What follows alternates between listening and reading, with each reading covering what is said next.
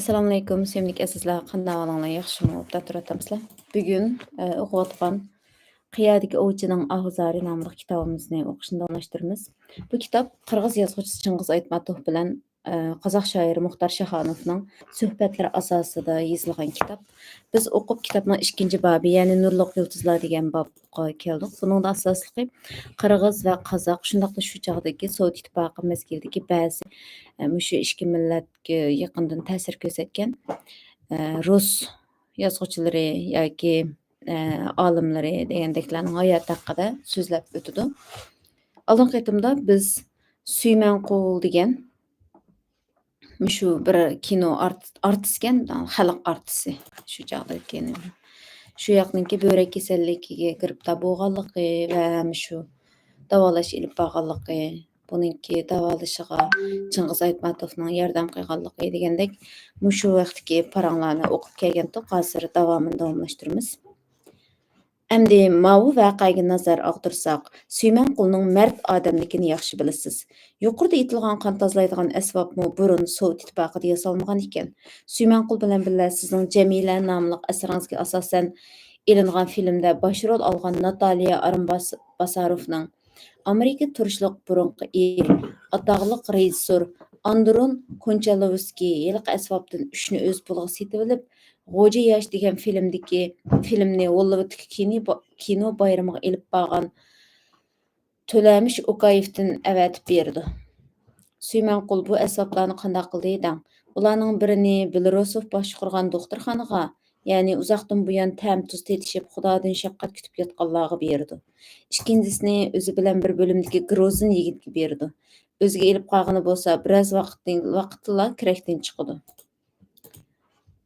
Suymanqulning vafoti kasalxonada birga yotgan taqdirdoshlariga to'lim ta'sir qildi, deb eslaydi Namirbek aka. Qachon bo'lmasin azmatli xarakter zo'r inovat turg'izmay qolmaydi. Bir qitim 10 kun ovulga berib Moskvadagi doktorxonaga qaytib kelsam, ustalning usti mushk yolg'andek qop-quruq turdi. O'zi judanga o'ltiribdi. Uqsam dori-darmak, meva-cheva uchun yiqqan pulni butunlay yurtiga qaytolmay turgan o'zi bilan bo'limdosh 6 oylik yigitga beribdi ekan. Ehtiyojliq dori topolmaganlar yoki har turli qiyinchiliklarga duch kelgan kasallar Suymanqulni әgiydigan. Suymanqul bo'lsa o'zining do'stlari To'lamish O'kayev, Po'lat Shamshiyev, shu chog'larda Sovet ittifoqi tashqi ishlar ministrligida xizmat qilgan Roza O'tinboyev, Stalbek Turg'unboyevga ig'irlikni salatdi. Mushundaq mardlikdan yong'andi balkim. Suymanqulning ta'ziya yig'iniga qatnashgan tuman ming kishi uning bilan doktorxonada birga yotgan xilma-xil millatning vakillari yig'ilib ko'zlariga yosh elishdi. Bo'libmi 26-27 yoshlardagi bir rus yigiti qo'ltiq tayoqi bilan opasiga yo'linib turib, allaqachon u dunyoliq kishilarning tizimligida yursammi, Suymanqulning tepib bergan qimmatbaholik dorilar bilan umrimni uzatib keldim. O'z otammi menga mundaq g'amxo'rlik qilmagandi. Endi ko'p o'tmay menmi u kishining yeniga yetib boraman. Ko'zim yumilib qolsa lozim bo'lib qolar deb opam ikkimiz yig'ib qo'ygan 5000 so'm pulimiz bordi. Mushu pulning 3000 so'mini biroq menga ich og'ritib olmaymiz desanglar yuragimga jarohat solasizlar. Buni o'zim qadrlagan kishiga bo'lgan hurmatimning belgisi sifatida qabul qilishinglarni o'tinaman deb yiliq yigit ta'ziya marosimiga qatnashganlarning hammasini yig'latdi. Qirg'iz bilan qozoqning san'at osmonida lavildab yinib o'tida kuyib kul bo'lgan Suymanqul bir so'zida qirg'izlar Muxtor Avizovga atab xotir minor o'rnatish kerak degan edi. Degandek yerga o'rnatilgan mis aslikdan qilchi qilishmaydigan aslikni o'zi tikladi. Avizov asarlari asosida ishlangan Qarash davonidagi etish, Ko'k bo'ra nomli filmlarning bosh rollarini o'zgacha xarakter bilan to'yindirishi qozoq kino san'atidagi yangi bosish bo'ldi. Shuni aytish kerakki, qozoqlarmi Avizov asarlarini kino ishlab mundaq yuksak saviyaga ko'tarolgan emas. Agar Suymanqul hayot bo'lgan bo'lsa, mustaqillikqa amdila mangan Qozog'iston Jumhuriyatining xalq artisti degan nomga cho'qim erishgan bo'ladi. Degan bilan biz Qirg'iz elidagi Qozog'iston elchixonasi ikki davlatning madaniyatini yaqinlashtirishda, rivojlantirishda oltin ko'riklik rol o'ynagan bebaho emgak uchun Suymanqulni oltin ko'rik bir mukofoti bilan mukofotlab, ayoli Salima Shabarovaga, bu ayol hozir vafot etib ketdi, mukofot guvohnomasini taqdim qildik. O'zingizning qatnashishi bilan elchixonaning cho'ng zalida Çökmərov sürətləri körgəzmisi açdıq. Onunğa xatırı o'rnatishni, tug'ilgan avulda o'zi turgan uyini muzeyga aylantirishni o'tinib, Cumhuriyet prezidenti bilan hukumatga xat yozdik. Aytmatov: Mana əmdi Jolunning Qirg'iz Husni Çökmərovning husnidek degini hikmatlik so'zga aylanib ketmadimi? 2 kunning birida o'lim bilan yuzma-yuz elishib yuribmi? Nurg'un emgak, namunalik tarix qoldirib ulgurgan Qirg'iz xalqining mushu qarag'ayga yarasha ungan Putaqdek qaysar farzandining eng ma'nili ikkinchi hayoti, ijodiyat hayoti boshlandi. Hayotimizning qanchalagan yulduzlari eqib o'tdi-ku. Ashu hayot talqinlarimizni o'zlik engida turg'izib yozgan biror she'ring bormi? Shaxonov: Ba. Aytmatov: Yodqa bilamsan? Shaxonov: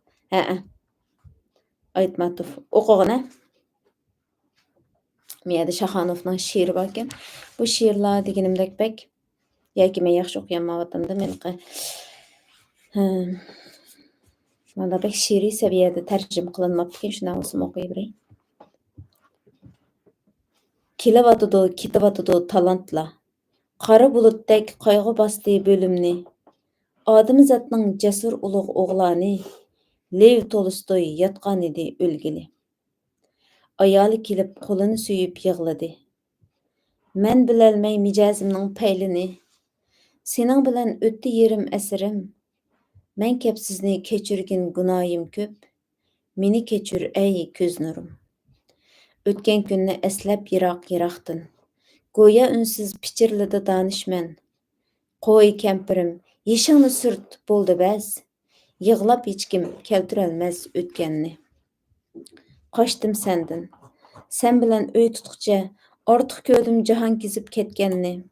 Yolg'iz sendan qochdim, biroq Rossiyadan ayrilib musofir bo'lib o'tkim yo'q. Iz boshladim qilan qorni yettirib. Tan qoldirgan aqlim butun olamni. Sendin ko'rgan kunim bo'ldi xo'rlanmoq. Bir chilliq bor hech kimning yo'q tanlashi. O'g'il qizimning bo'lding aziz soyisi. Qarag'anda Lev Tolstoyning xotini toza. O'zazil xotin o'xshaydi. Qayrag'anda tushunishmay yetdiginay. Qara yo'limizning to'silganini. Aytolmayman. Peshonamning sho'risan. O'yinchiq bo'p berding qancha er uchun. Biroq meni tushunmading, o'ylanmading. Tuyuq yo'ldan yoki qaytay demeding. Shuning uchun seni kechirolmayman. Shuning uchun kechirolmayman. Bu 4 kunlik olamda hayot bilan elishgan. Tutqan uyi tinim topmay almashgan. Ayoliga qarab cho'nqur uftatib, mangulikka ko'zini yumdi danishman. Nada? Nada? Ko'ngil siri ko'zdan bilinar. 3 o'lcham bor. Egizlik, cho'nqurlik, tövellik. Bu uchini bilmaslik aqlsizlik, ko'ranglik. U tushunmas baxtsizlik bo'lar shu. Odamzod orasida yo'q hech qanday tubsiz yo'l. O'ng'ay emas bu kurash. Qachon bo'lsin birlik yo'li tuz emas. Gunoh emas tushunmaslik bilganga, tushunishga tirishmagan ko'rbaraz.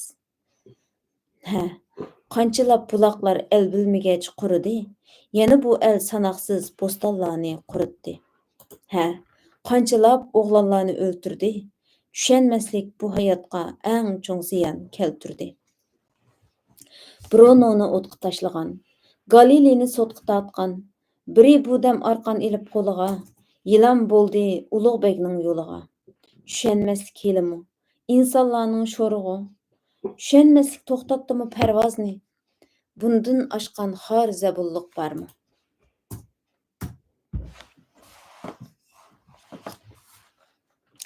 Urg'anmi shu ulug' aboyni, tushunmaslik emasmi?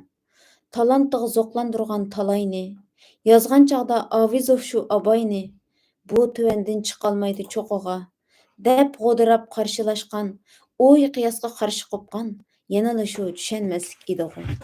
Amdi Avizov yo'qsizlikmi shundoq, pushaymonda qo'l shiltib, asta unsiz xo'rsinib, tushungan el omon bo'lsin dedi-ku. O'tgan o'tdi, biroq hamma o'tdi desa hisobmi? Naqadar ig'ir azob tushunmaslik o'zara. Tushunmagan gunoh emas desakmi? Harakati bilan tang tushunishga tirishmagan, Düşenmeslik belkim bir kök tuman. Şu kök tuman tugdurar köp guman. Bir yaş talant kötürülse igizge. Yurt düşenmey kalmasa dep oylayman. Kelivatıdı talantlar. Bu bapda asaslık şu talantlıklar, yazgıcılar, şairlar, alımlar, sanatçılar, şu milletke ta'sir ko'rsatgan shular haqida bo'lyapti emasmi paranglar? Aytmatov. İlgari kitaplarning biridan o'qiganim endi esim keldi. Az so'zga ko'p ma'no sig'dirgan farosatdir. Bu bir o'tliq she'r. Büyük tağlarning cho'qsini doim bulut purkab turgandek, biz parangni qilgan odamlarning hech qaysisi tushunishmaslik illatidan agib o'tib ketgan emas. Asrlardan halqib, davomlashib kelayotgan bu insonparvarlik xislatlariga yildiz tortgan ma'naviy ong bilan bandichilik ko'rishida ular o'zlarining yuksak talanti va qaysar mijozi bilan g'alaba qilib, mo'l eslik qoldirib, osmonimizdan keyni-keynidan saqib tushdi. Ularni eslash qandoq baxt, ma'naviy dunyoning kengayib, engingda optop jilva qilgandek hayajonga to'lasan. Demak, mayli kimning bo'lsin o'z davridan, o'z zamondoshlaridan buyuk turganligini so'zlash dunyoviy madaniyatga qo'shiladigan ulushning bir turi. Birinchidan, bundaq eslash o'zimiz uchun zarur desak, ikkinchidan shu ulug' insonlarning qaysar ro'yi oldidagi iniq, farzandlik farzimiz ham ularning vaqtning yomg'iri paklab, kun qoqlagan muqaddas qabrlariga solgan bir o'chum tuproqimiz bo'lur. Shuning bilan ikkinchi bobni tugatdik. Shu mabobda hozir Suyman Qulninki ro'lagan kinolar haqida gap bo'lindi-ku endi. Masalan, nurg'unlarimiz balkim o'ylagan bo'lishi mumkin. O'zimiz eg'izimiz ifodalab berolmayotgan yoki bo'lmasa, masalan, Uyg'urcha yozilgan nurg'un qaltis klassik asarlarimiz Fatiha dunyoga to'nilib bo'lmayotganchu. Mushular agar kino qilib ishlansa, nihoyat yaxshi kino qilib ishlansa, bu bak cho'ng bir ish bo'ladi deb o'ylayman. Masalan, kino qilib ishlasak, shu oldingi qatimda to'rda bir nima taqildi. Shopul vaqasininki oldi keyindagi ishlar deydigan bir rost ishlar xotirasi. Bu Shopul vaqasi qanday desanglar, shu iz romandagi baş personajlar hisoblandi bular. Bu asosligi uyg'ongan zaman rost. Shuningda shu Xo'janiyaz hojininki ikkinchi qatimliq qumul qo'zg'alg'aninki boshlanishiga sabab bo'lgan bir o't piltisi vaqa. Buningda kim adamning ismi? Salih Dorg'a. Salih Dorg'a degan odamning qizi bek chiroyli bo'lib, bu qizini asli endi ular deyishib qo'ygan, ya'ni bermoqchi bo'lgan boshqa bir bola bor. Uniki nimidagi ismi, romandagi ismi nima? Romandik Shamansur. Balamanlik. Romandashda oladigan, lekin amaliyot undaq emas. Shuning bilan buni shu chaqdagi bir Xitoy komandirining ko'zi chiqqanib, bu qizvalni olaman deydi-chu. Olaman degandan keyin u chaqda ularning kuchi bek kuchlik.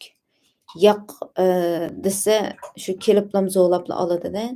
Ham buning albatta yoq deydi, lekin keyin bular o'ylab qanday buni faqat g'ururiga sig'dirolmay, ma'qul deb bu Xitoyni zodi bir ujiqtirib o'tayli deb, shuning bilan ma'qul qizni berayli deb bular qattiq to'y tayyorligiga tushib, 3 kun ichida to'y bo'lgan bo'lib qoldi. Mavjud olamdagi ayollarga keyin ayrim choy beramiz, mush erlarga qatnashib bir to'y qilgan bo'ldik deb butun erlarni yig'ib, nihoyat to'yninki dasturxonni cho'ng selib, aqisdan bularni yo'tkab olib borgandan keyin shu qizvalni olmoqchi bo'lgan yigit qizvalning siyoqida yosinib yuziga bir narsa nima qilib o'tirib, olam deb kechda shu hujraga kirgan vaqtida bu Xitoy komandirini o'ttirib o'tib, shuning bilan bular shu qolganlarning hammasini shu butunlik terpiran qiladi shu Xitoy komandirininki askarlari bilan qo'shib hammani. Shuning bilan bu bir boshlandi.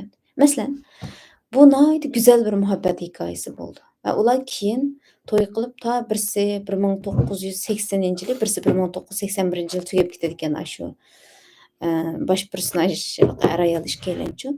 1970-yillarda Abdurahim O'tkir shular bilan ko'rishdi ekan, hamda romanda ismini o'zgartirishlik sabab Uyg'urlar izchil mush ideyaviy kurashlarning ta'sirida yashab keldi-chu. Masalan, to'xtamay qalpoq kiydirilib, yeli cho'ng millatcha, yeli kichik millatcha, yeli pomishk dehqon, yeli ishqandaq chetga bog'langan degandek, shu xuddi keyingi vaqtlarda milliy bo'lgunchi, terrorchi, uch xil kuch deb bu yanga atib qo'ygandek, bu xil qalpoqlar tayyor bo'lgandan keyin, shu chog'da yozgan vaqtida bu ismini o'zgartirdi ekan. Yana nima qilib qolmasin, bulayliqi o'zining ismini berishni xohlamaydigan o'xshaydi qaraganda. Chunki yani kimligini bilsa, bularga bir xatar yetib qolmasin deb ham ayni chog'dami qaranglar. Tam shu xabar oshkorlanmoqchi bo'lgan oraliqda shu hujraga qiz bola siyaqida yasinib kirgan o'g'il bolaning kim ekanligini hech kim oshkorlamabdi ekan. Uning kimligini bilmabdi ekan. Chunki Xitoylar jaddi jamiyati bo'yicha o'ch oladi deb shu bir o'g'il bola kirgan deb biladi ekan, lekin qiz bolaninki putushgan yigit ekanligini hech kim demaydi ekan. Demak, yillar o'tib bular o'z og'zi bilan degan vaqtida shu 80-yillar vaqtida. Andin bu o'ttirg'i chiqadi ekan, lekin to'rdan izlab baqsanglar bo'ldi, shu pul voqeasi deb ashunday chiqdi. Masalan, mush oddiy bir voqelikni nihoyatda go'zal bir kino bo'la oladi-chu. Ondan keyin Turkiyaninki televiziya teatrlarini dunyoga tanilgan jiq ko'ramiz, masalan shu Tirilish Ertuğrul, ondan keyin hozir Qurilish Osmonlarni beryapti. Ashlarni ko'rgan vaqtida turib, shundaq kinolarni bizmi tariximizdagi Mustuq Bug'raxon, ondan keyingi tariximizdagi nurg'un hamda masalan Mahmud Qashqarning hayotini, Yusuf Xosajevning hayotini, Sulton Saidxon bularni yoza olsak bizning ajoyib kinolarimiz chiqadi hamda. Demak, kino san'ati hozir Uyg'urlardagi bo'sh, quruq bir soha. Mushu ishlar bo'lib qolarmi, bo'lishini umid qilamiz, qana qilamiz. Ikkinchi bob mishada tugidi. Endi 3-bobni bak nochi menga eng ta'sir qilgan bob 3-bobdi. Kelar qatimdan boshlab 3-bobni o'qishni davom qilamiz. Hammalarga ko'pdan ko'p rahmat. Keyingi sonda ko'rishaylik. Allohga omonat.